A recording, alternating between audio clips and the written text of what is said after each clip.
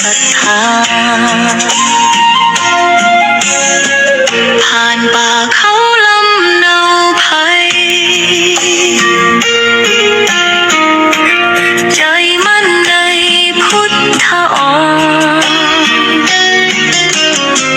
ภูผาสูงชันดินหินร้อนเหนื่อยพักก่อนก้าวต่อไป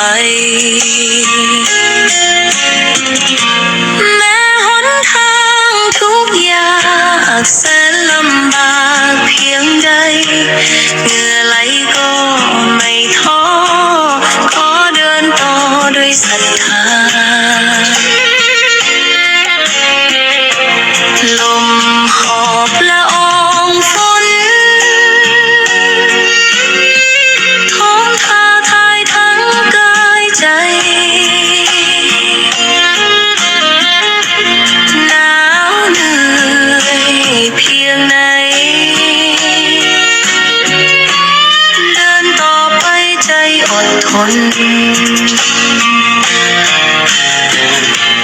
แม้หนทางทุกยา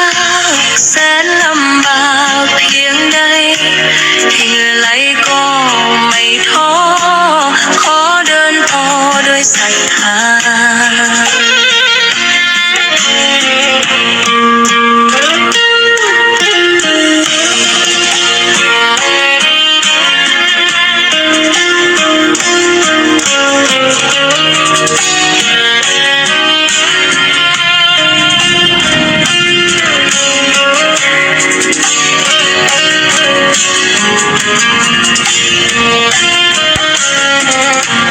ขัดเกลาตนด้วยพระธรรม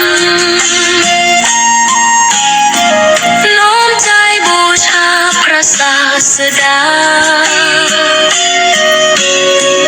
ทุกก้าวย่างศรัทธานำสู่แสงธรรมวัดดงกา